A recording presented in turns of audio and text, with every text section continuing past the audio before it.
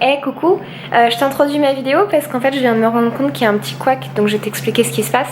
En fait là je viens de finir la vidéo et je t'ai fait une vidéo où en fait je me coupe les pointes des cheveux, donc je t'explique la technique que j'ai utilisée. Tu vas voir tout ça dans la suite de la vidéo.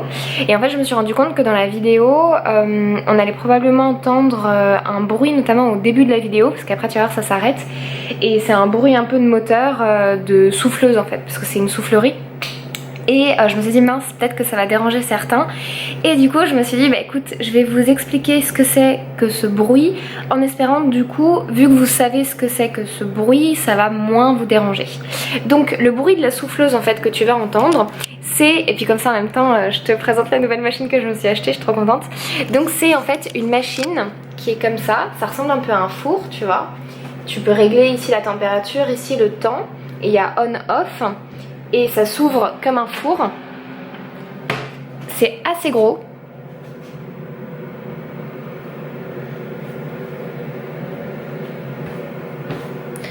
Tu vois, ça fait facile 3-4 mains. Et en fait ce que c'est que c'est un déshydrateur. Donc comment je fais? Attends, il me faut mon pied. Et donc du coup en fait ça ressemble un peu à un four et ça s'appelle un déshydrateur. Et tu vois à l'intérieur du coup tu peux mettre des plaques comme celle-ci.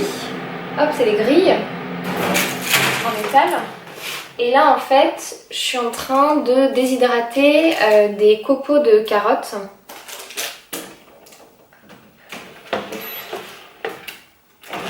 Et là je suis en train de déshydrater des petits pâtés végétaux que j'ai fait.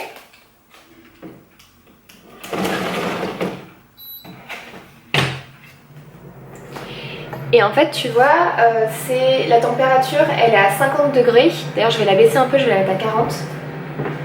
Le principe de cette machine, c'est que tu as une soufflerie donc qui va aider à déshydrater en fait, à ce que l'air reste tout le temps sec en fait dans la machine. Et tu as une température donc de 40 degrés, tu peux monter jusqu'à 70 degrés, mais c'est mieux en fait de le faire en basse température, qui va permettre en fait à l'eau de sortir des aliments et des produits que tu mets dans la machine. Et du coup ça te permet de déshydrater tes aliments et donc de les conserver. Moi par exemple, la raison principale pour laquelle je l'ai acheté, mais je l'utilise pour plein d'autres utilisations, c'est que j'ai trop envie en fait cet été, ici au Danemark, il y a des fraises. Oh mais tellement bonnes. Et en fait cet hiver j'avais trop envie de fraises et j'ai voulu m'acheter des fraises séchées et en fait c'est hyper cher. Donc du coup je me suis acheté cette machine qui est quand même assez chère, hein. Je pense que c'est facile 200-300 balles la machine. Je l'ai acheté en même temps que mon déshydrateur de jus. Mais du coup en fait j'utilise pour déshydrater plein de trucs. Et donc notamment je vais déshydrater, là qu'en juin ça sera la saison des fraises.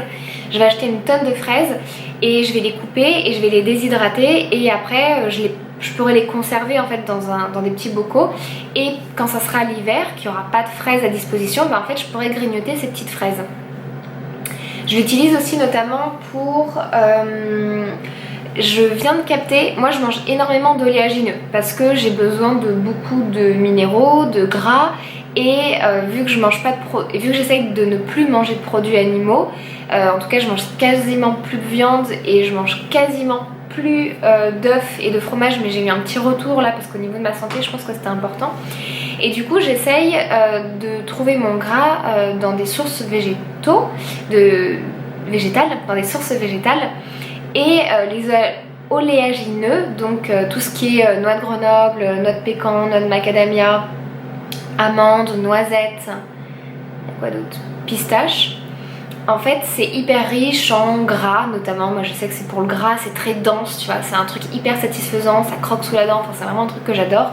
Et puis plein d'oligo-éléments, des protéines, enfin c'est surtout du gras je crois. Mais bon, c'est assez intéressant comme aliment quand du coup t'enlèves les produits animaux de ton alimentation.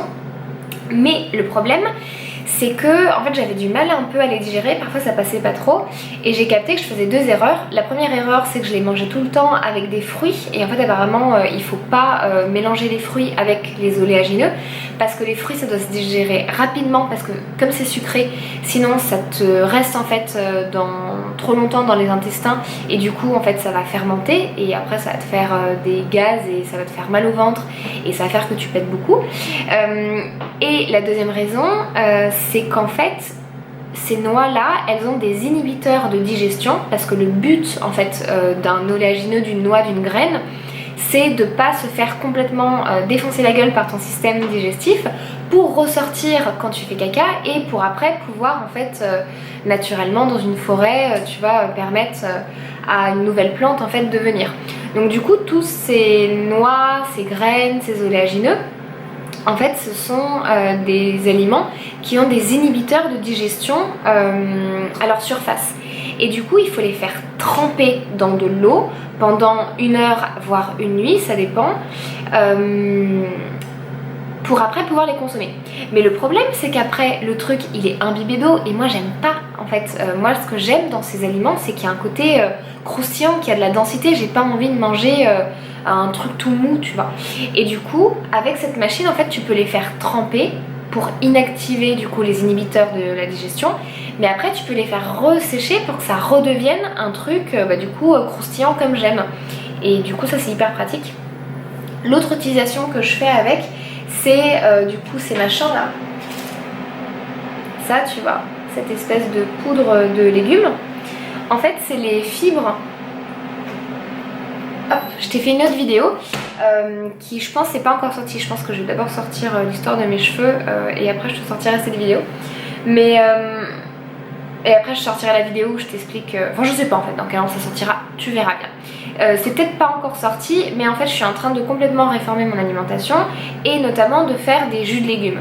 Les jus de légumes, l'avantage, je te conseille d'aller voir si ça t'intéresse la chaîne de Thierry Casanova qui explique tout et c'est vraiment lui en fait qui m'a vachement convaincue de faire des jus de légumes.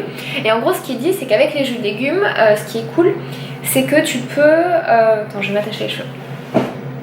C'est que tu peux assimiler énormément de micronutriments, et moi je pense que je suis en carence en fait de micronutriments, sans avoir tout le boulot de la digestion, parce que du coup quand tu fais un jus de légumes tu extrais en fait les minéraux et le liquide du légume des fibres non digestibles. Mais du coup en fait tu te retrouves avec plein de fibres non digestibles. Et ce qu'il faut savoir c'est qu'en fait moi j'ai acheté un extracteur de jus qui est moyen de gamme. Donc du coup dans ce qui me reste, dans les déchets entre guillemets, dans les fibres, en fait il y a aussi, il reste encore bien évidemment des minéraux, mais c'est juste qu'ils sont restés avec les fibres. Et du coup ce que je me suis dit, c'est une recette qui a été donnée aussi par Thierry Casanova, c'est que je pouvais sécher les restes en fait des légumes, comme ce que je suis en train de faire, et après en fait je les mixe au mixeur et ça me fait du coup une poudre de légumes. Donc je mélange tout parce que moi je fais des jus plutôt de monolégumes, mais du coup quand dans ma poudre en fait t'as les restes du fenouil, t'as les restes de la carotte, t'as les restes du céleri, et du coup en fait ça me fait comme un bouillon, un peu un bouillon magie tu vois. Et c'est vrai que moi j'aime beaucoup les bouillons et j'ai toujours la flemme en fait parfois notamment quand je fais des jeûnes. Je me dis tiens ça pourrait être cool de casser mon jeûne avec un bouillon, ou parfois j'ai la flemme de me faire à manger, je me dis tiens je me ferais bien un petit bouillon. Et en fait le problème du bouillon c'est que soit tu le prends avec un cube magie et du coup c'est un peu de la merde parce qu'ils te mettent plein d'exhausteurs de goût, ils te mettent des colorants, ils te mettent des trucs qui sont un peu caca tu vois. Mais en même temps, moi j'adore le côté instantané, c'est pareil, j'adore les soupes instantanées parce qu'en fait t'as pas de préparation, en fait tu prends juste le truc qui est déshydraté, tu mets de l'eau chaude et ça te fait un bouillon, et moi j'adore les bouillons. Et du coup, ce que Thierry Casanova disait, c'est que tu peux faire sécher du coup des légumes, donc soit des légumes entiers, mais moi je préfère les passer à l'extracteur de jus pour boire le jus, et du coup juste en fait garder les fibres non digestibles et ce qui reste un petit peu avec des minéraux. Je les fais sécher, je les broie et du coup ça me fait une poudre, je vais te montrer. Hop. Et du coup ça me fait une poudre, tu vois, comme ça, hop. Et ça c'est le mélange de tous mes légumes séchés, et après en fait ce que je peux faire c'est que je peux la mélanger avec de l'eau chaude et ça me fait une soupe instantanée. Je peux aussi l'utiliser pour... Qu'est-ce qui se passe avec la lumière? Lumière! Ça marche en plus. Et je peux aussi l'utiliser pour la cuisine, tu vois, pour rehausser le goût, parce que du coup en fait c'est du légume qui est concentré, condensé, donc du coup ça a un goût hyper agréable, donc moi ça je suis assez fan et je pense que je vais bien m'amuser en cuisine pour l'utiliser. Et qu'est-ce que je peux sécher d'autre? Et il y a plein d'autres trucs en fait que tu peux sécher. Tu peux faire ce qu'ils appellent des cuirs de légumes, mais des cuirs de fruits pardon, mais j'ai pas encore testé. Et ah oui, et les petits pâtés. Et du coup bah pareil, les petits pâtés végétaux, c'est une recette de Thierry Casanova. En fait ce qu'il fait c'est qu'il mélange des oléagineux qui ont été trempés. Donc moi j'ai pris des graines de tournesol parce que c'est pas très cher. Après tu mixes ça, donc tu les fais tremper pendant une nuit. Après tu mixes, tu égouttes. Et tu rinces, faut bien rincer aussi. Après tu mixes ça avec, moi j'ai mélangé ça avec du yaourt vegan, donc de noix de cajou, qui coûte la peau du cul mais c'est trop bon. En fait c'est de la noix de cajou qui est lacto-fermentée, donc c'est à dire qu'à l'intérieur il y a plein de lactoferments. Et en fait moi j'ai mélangé ça pour orienter la fermentation avec des lactoferments et pour pas que ça soit des potentielles mauvaises bactéries qui soient présentes en fait dans mon mélange. Donc j'ai mélangé ce yaourt plein de lactoferments, mais tu peux aussi en fait en pharmacie par exemple acheter des lactoferments et les mettre directement dans ta préparation si tu sais pas où trouver, si t'as pas envie d'acheter ce que je devrais faire en fait, ce serait plus économique, des yaourts de noix de cajou. Et donc du coup j'ai mis les lactoferments, les graines de tournesol, j'ai mis du poivron et de l'ail. Et c'est tout. Et j'ai mixé ça et du coup en fait ça m'a fait une espèce de pâte que j'ai laissé je crois 5 jours au frigo. Tu peux les laisser, j'ai fait des tests aussi, j'en ai laissé d'autres, là il y en a qui sont depuis une semaine seulement au frigo. Et en fait je les laisse se dessécher et fermenter au frigo comme si c'était en cave de fermentation. Même si c'est moins bien qu'en cave parce que dans le frigo, mais bon, j'ai pas de cave, je peux pas faire du fromage comme ça. Et en fait ce que j'essaie de faire c'est que j'essaye de faire du fromage vegan. Donc je vais voir un peu ce que ça donne. Je pense que je vais attendre, je sais pas, peut-être un mois et j'essaierai de goûter ça dans un mois. Je te ferai probablement une vidéo parce que je serai très fière de ma petite création. Et du coup ces pâtés là végétaux, tu peux soit en fait l'utiliser un peu comme de la tartinade pour tartiner sur un truc. Mais bon, vu que moi je mange plus de pain, c'est pas trop utile pour moi. Tu peux aussi les utiliser, tu prends par exemple des légumes croquants et tu les trempes comme si c'était du houmous, tu vois, tu peux utiliser ça. Mais bon, moi en ce moment j'ai un peu la flemme même de préparer des légumes et je me fais que des jus donc ça me sert pas trop. Et l'autre truc que tu peux faire c'est tu peux du coup les sécher dans ce déshydrateur et ça te fait en fait des espèces de petites bouchées hyper concentrées du coup. Et moi en ce moment je sais que j'aime bien les trucs concentrés en fait, donc je suis jus de légumes et avec je mange des trucs ultra concentrés, donc des trucs déshydratés ça peut être pas mal. Donc voilà, donc là je fais ce test, j'ai déjà fait le test une fois mais ça n'a pas du tout marché. Oh, mais en fait je suis en train de te faire une vidéo entière quoi, c'est terrible, je suis tellement une pipelette. Et le dernier truc que j'ai fait,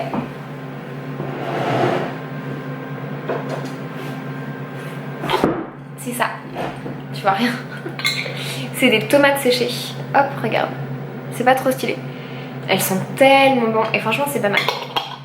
Et en fait, ce qui se passe, c'est qu'ici, au Danemark, et au mois de mai, c'est pas la saison bien évidemment, mais moi j'avais envie de tomates. Donc du coup, j'ai acheté des tomates et en fait, elles étaient pas très bonnes. Et ce que j'ai fait, c'est que je les ai déshydratées et là, du coup, elles sont devenues super bonnes parce que du coup, ça concentre en fait le peu de goût qu'il y avait dans la tomate entière et là pour le coup c'est super canon. Donc du coup bah moi je les grignote, tu vois, quand j'ai envie d'un truc presque industriel en fait, quand j'ai envie d'un truc intense tu vois en goût, mais du coup les produits les produits déshydratés ça me satisfait pas mal le palais. Je m'arrête là et pour cette introduction qui dure plus longtemps que le reste de ma vidéo. Et je te laisse du coup avec ce fabuleux tuto beauté où je me suis coupé les cheveux toute seule. Coucou, je te retrouve dans cette vidéo non pas pour faire un remake de Fifi Brin d'Acier, mais pour me couper les cheveux. En fait je commence à avoir les pointes qui sont quand même dans un très bon état, je trouve, vu la longueur de mes cheveux. Tu vois, ça va quand même jusqu'au tété, donc c'est plutôt pas mal. Je suis assez fière de ma longueur de cheveux. Et mais là je sens que tu vois toute cette partie elle est pas hyper douce et ça passe parce que je mets quand même des huiles et j'en prends soin. Mais j'ai envie de me couper un peu les cheveux là. Du coup, j'ai pas envie d'aller chez le coiffeur. Déjà parce que j'ai pas envie de donner de l'argent à un coiffeur pour qu'il me coupe juste les pointes. Et en plus le problème du coiffeur c'est que quand tu vas chez le coiffeur on te fait un shampoing. Moi j'ai pas forcément envie de recevoir un shampoing. Et de toute façon j'ai pas vraiment le choix parce qu'on est en confinement et je pense que les coiffeurs ne sont pas ouverts. Du coup pour me couper les cheveux toute seule, alors apparemment c'est hyper facile. C'est la première fois que je le fais vraiment en fait. J'ai déjà un peu essayé mais c'était pas autant. L'avantage quand t'as les cheveux longs comme moi et que t'as pas vraiment de coupe de cheveux en fait, parce que moi j'ai juste j'ai pas de dégradé, tu vois, je travaille pas là-dessus vu que j'ai les cheveux bouclés. Je pense que j'ai pas besoin de donner du volume à mes cheveux, ils sont déjà très bien capables d'avoir du volume tout seul. L'avantage quand t'as les cheveux longs c'est que apparemment c'est plutôt facile de te couper les cheveux. Donc moi ce que j'ai fait c'est que j'ai fait une raie que j'ai essayé de faire le plus au centre possible. Donc en fait j'ai pas regardé derrière. Ça se trouve en faisant le montage je vais me rendre compte que ma raie elle est pas du tout au milieu. J'ai l'impression que ça passe. Je pense qu'il y a des petits cheveux qui... Mais bon. Ce qui est cool aussi avec les cheveux bouclés c'est que quand t'as pas les cheveux qui font la même taille partout ça se voit pas trop. Et donc du coup j'ai essayé de faire une raie au milieu. Là, comme ça. Tac. Et après du coup j'ai fait deux couettes bien serrées. Donc là tu vois j'ai un élastique et là j'ai un autre élastique derrière les oreilles. Je sais pas si c'est la technique qui veut que ce soit derrière les oreilles mais moi c'est venu comme ça. Et après du coup j'ai remis deux élastiques par ici que j'ai fait descendre progressivement et que j'ai resserré. Et en fait le but quand même c'est que les élastiques arrivent à la même hauteur. Donc attends je vais peut-être me reculer un petit peu. Donc tu vois là, si j'essaie de faire genre une barbichette, hop, j'ai les cheveux ici qui arrivent à la même longueur. Et du coup j'ai mes élastiques ici qui sont à la même hauteur aussi. Parce que du coup je vais couper juste en dessous de l'élastique. Donc l'élastique ça va me faire la limite où je vais couper. Pour déterminer où est-ce que je coupe, bah du coup je prends une partie où le cheveu est tout doux, tout beau. Et toute la partie où c'est un peu plus type paille, bah du coup je vais la couper. Donc je coupe au-dessus de la partie où c'est un peu paille. Parce qu'en fait apparemment quand tes pointes sont abîmées, du coup en fait ton cheveu est fragilisé, il est plus... comment dire, je suis pas trop une experte du cheveu. Mais de ce que j'ai compris c'est que du coup ton cheveu c'est des écailles. Et quand le bout du cheveu il est abîmé, du coup en fait les écailles vont pas bien se refermer et en fait petit à petit ça va se réouvrir sur toute la longueur et du coup en fait ça fait perdre de l'étanchéité à ton cheveu et donc du coup il vaut mieux couper les pointes pour avoir une meilleure étanchéité. Et en fait la technique que j'ai envie de te montrer aujourd'hui c'est pas juste de me couper les cheveux comme ça, mais en fait c'est de cutteriser mes cheveux, les bouts de mes cheveux. Donc en fait ce que ça veut dire c'est qu'on va brûler un petit peu le bout de mes cheveux. Et comme ça en fait ça va faire un espèce de petit bouchon, tu vois, au bout de mon cheveu. Et ça évitera que le cheveu se réouvre, en fait que les écailles se réouvrent. Ça va retarder en fait l'ouverture de l'écaille de mes cheveux au niveau de la pointe. Donc si t'as les cheveux courts, je pense que tu t'en fous complètement de ce genre de technique. Mais si t'as les cheveux longs, en fait, pour garder des cheveux longs en bonne santé, c'est pour ça que souvent les femmes qui veulent des cheveux longs, elles ont plein de techniques et c'est toute une science en fait pour appréhender le cheveu. Parce qu'en fait, oui, quand tu te coupes les cheveux tous les 3 mois, t'as pas besoin de prendre soin de tes cheveux en fait, parce que tes cheveux ils ont pas le temps de s'abîmer. Mais quand tu vas avoir des longs cheveux, bah en fait ton cheveu s'abîme et donc il faut développer des techniques pour pouvoir maintenir en fait ton cheveu en état correct quoi, et pas avoir des cheveux de paille, ce qui est pas toujours très très joli. Après je pense qu'il y a des gens qui peuvent aimer, mais moi j'aime bien quand même quand mes cheveux sont doux. Donc pour cutteriser il me faut une bougie qui s'appelle Odalisque. C'est une bougie de cire Trudon qui est un cirier, je sais pas comment ça se dit. C'est un mec qui fait des bougies enfin, c'est une compagnie qui fait des bougies et celle-là je l'avais achetée dans le Marais et c'était trop une bonne expérience. Mais alors ça coûte super cher, la bougie elle coûte super cher, je crois que c'est 40 balles une bougie comme ça. Mais après elle dure très longtemps et elle parfume extrêmement bien. Bref, t'es pas obligé d'avoir une bougie comme ça, il faut juste du feu en fait. Donc une petite bougie chauffe-plat ça passe aussi. Et ce sera peut-être même plus facile parce qu'avec la chauffe-plat t'auras pas ce truc, mais bon. Et en fait ce qu'il faut faire, je sais pas si je vais réussir à te montrer, voilà. C'est en fait il faut juste chauffer la pointe du ciseau. Hop, donc tu mets la pointe du ciseau, tu vois rien, hein. J'aurais dû prendre une chauffe-plat. Tu vois je me la pète avec ma bougie de bourgeoise là mais... Et donc du coup tu mets... Bon, c'est pas compliqué à comprendre de toute façon. Tu mets la pointe du ciseau dans la flamme de la bougie. Tu la laisses un petit peu pour que ça soit bien chaud. Et après, quand c'est encore chaud, hop, tu viens et tu coupes. Ah oui, et du coup il me faut ça. Ah bah du coup, ça marche pas avec la pointe. Ok, donc en fait, on va chauffer cette partie-là du ciseau.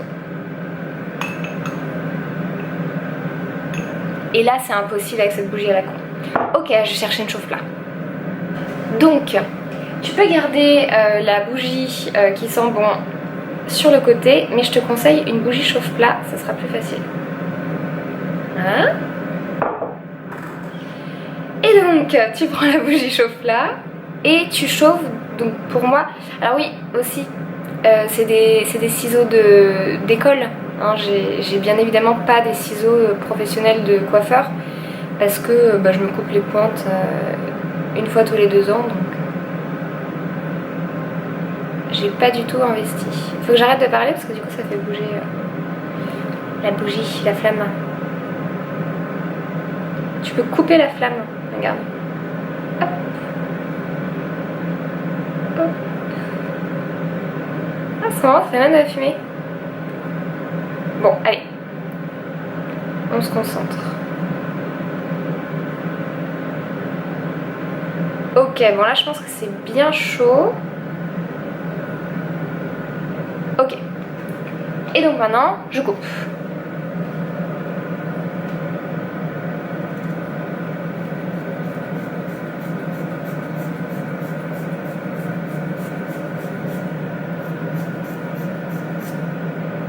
Tadam!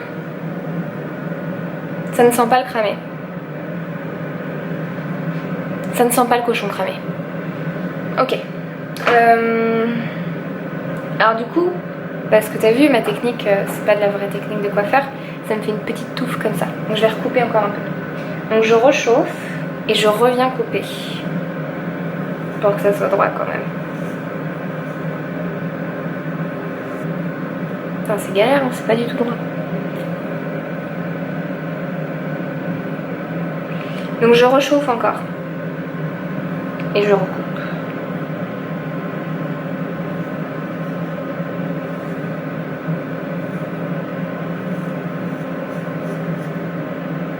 Bon voilà, c'est à peu près droit. Mais comme je te l'ai dit, en fait moi je m'en fiche parce que comme j'ai les cheveux bouclés, ça se verra pas.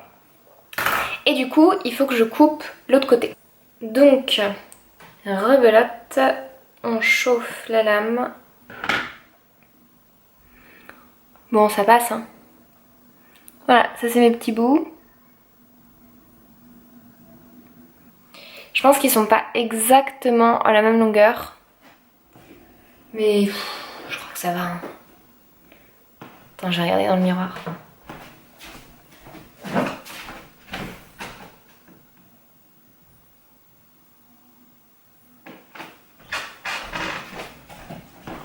Ouais, ça va le faire.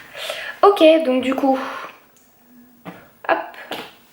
Après, tu peux détacher. Waouh, cette douceur. C'est incroyable. Ah ouais, c'est cool quand même. C'est vraiment cool. Hop. Ah, ça fait mal. Ah. Hop.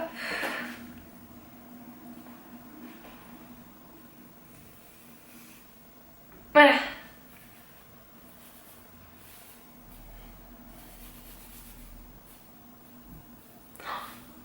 L'arrêt sur le milieu, c'est trop drôle. Hop. Cool. Donc là, tu vois, mes cheveux, ils sont brossés. Et il y en a qui aiment bien, mais moi, j'aime pas trop, en fait. brosser mes boucles parce que du coup ça fait un...